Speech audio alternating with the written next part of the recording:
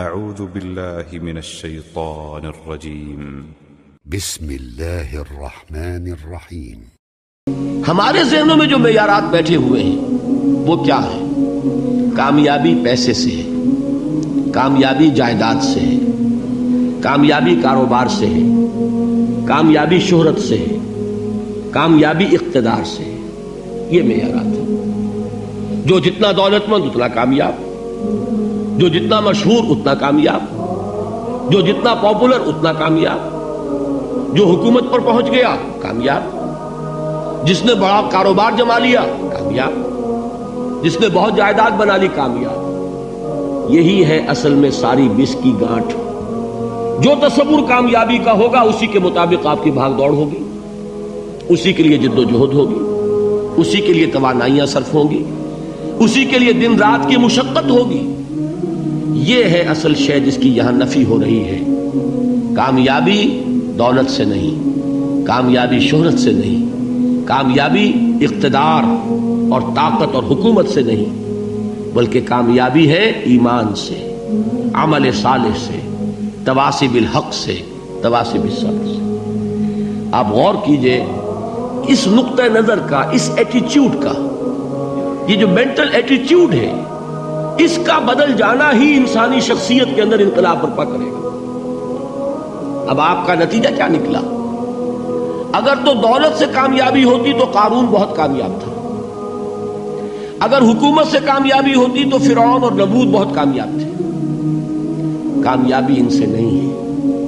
کامیابی انسان دولت میں قارون کی دولت تک پہنچ جائے اور دنیا میں دبدبہ اور اقتدار اور سلطنت اور حکومت کے اعتبار سے وہ نمرود اور فرعون کا مقام حاصل کر لے، وہ ناکام ہے، خائب ہے، خاسر ہے، برباد ہے۔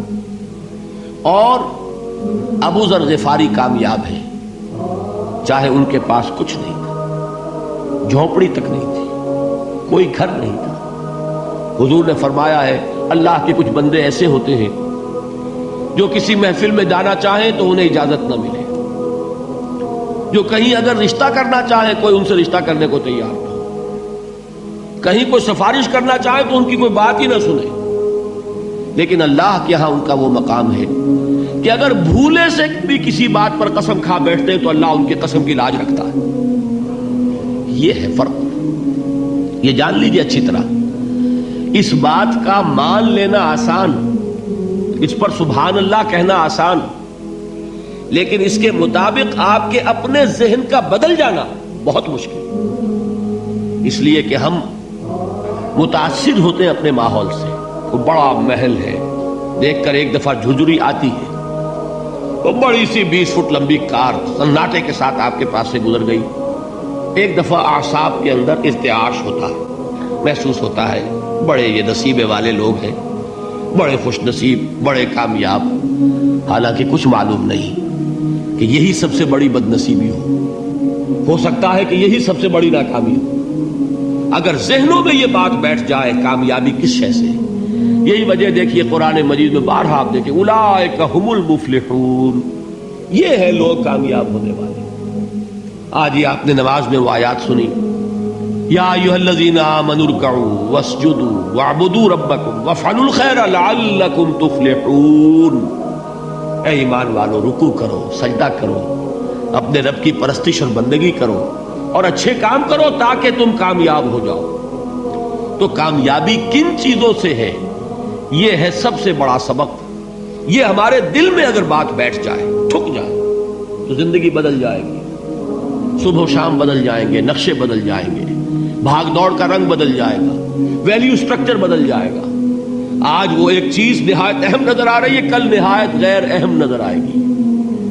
جیسے کہ حضور کی حدیث ہے مالی ولی الدنیا، مجھے تمہاری اس دنیا سے کیا سروکار ہے، انما مثلی کراکب استظل تحت شجرۃ ثم راح فترکها، میری مثال تو اس سوار کی سی ہے جو تھوڑی دیر کے لیے ایک درخت کے سائے میں ٹھہرتا ہے سستانے کے لیے، پھر وہ اپنا راستہ لیتا ہے، اسے اس درخت سے مستقل تعلق اس کا نہیں ہے، وہ اس کا گھر نہیں، وہ اس کی منزل نہیں۔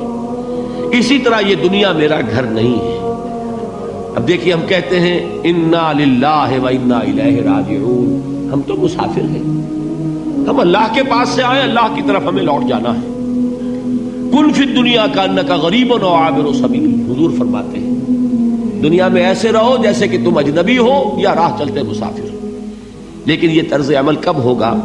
جبکہ یہ آیت ہمارے ذہنوں کے اندر بیٹھ گئی ہو، وَالْعَصْرِ إِنَّ الْإِنسَانَ لَفِي خُسْرٍ إِلَّا الَّذِينَ آمَنُوا وَعَمِلُوا الصَّالِحَاتِ وَتَوَاصَوْا بِالْحَقِّ وَتَوَاصَوْا بِالصَّبْرِ۔ یہ ہے اصل بات جو میں نے عرض کیا تھا کہ میں بتاؤں گا صحابہ کیوں ایک دوسرے کو یاد دلاتے تھے۔ اس لیے کہ دیکھیے جیسے برف باری اگر ہو رہی ہو، آپ باہر نکلیں گے تو برف آپ کے کپڑوں پر جم جاتی ہے نا، تو آپ جھٹکتے ہیں کپڑوں کو تاکہ برف ہٹ جائے۔ ہمارے ایمان پر اس دنیا میں رہتے ہوئے جب ہم متاثر ہوتے ہیں ماحول سے تو گردہ آ جاتا ہے، برف پڑ جاتی ہے، اس کو جھٹکتے رہنے کی ضرورت ہے۔ اور وہ جھٹکنے کی بہترین اور مؤثر ترین شکل یہی ہے کہ یاد رکھو کامیابی ان چیزوں سے نہیں ہے۔ چمک دمک جو ہے دنیا کی، یہ ساری چمک دمک جو تمہیں رجھا رہی ہے، جو تمہیں اپنے اندر گم کیے ہوئے، یہ لفظ گم پر اقبال کا وہ شعر یاد آ گیا کہ کافر کی یہ پہچان کے آفاق میں گم ہے، اور مومن کی یہ پہچان کے گم اس میں ہے آفاق۔ تم گم نہ ہو کر رہ جاؤ، اس میں مبہوت نہ ہو کر رہ جاؤ، مرعوب نہ ہو کر رہ جاؤ، دنیا ہی کی محبت تمہارے اوپر ڈیرے نہ ڈال دے، تمہارے دلوں کے اوپر مسلط نہ ہو جائے۔ لہذا تازہ کرتے رہا کرو، والعصر ان الانسان لفی خسر الا الذین آمنوا وعملوا الصالحات وتواصوا بالحق وتواصوا بالصبر۔ پھر یاد کر لو، پھر تازہ کر لو اپنے اس یقین کو کہ کامیابی دولت سے نہیں، کامیابی ثروت سے نہیں، کامیابی اقتدار سے نہیں، کامیابی شہرت سے نہیں، کامیابی جائیداد سے نہیں، کامیابی ہے ایمان سے، کامیابی ہے عمل صالح سے، کامیابی ہے تواصی بالحق سے، کامیابی ہے تواصی بالصبر سے۔ یہ چار چیزیں ہیں کہ جو کامیابی کے لوازم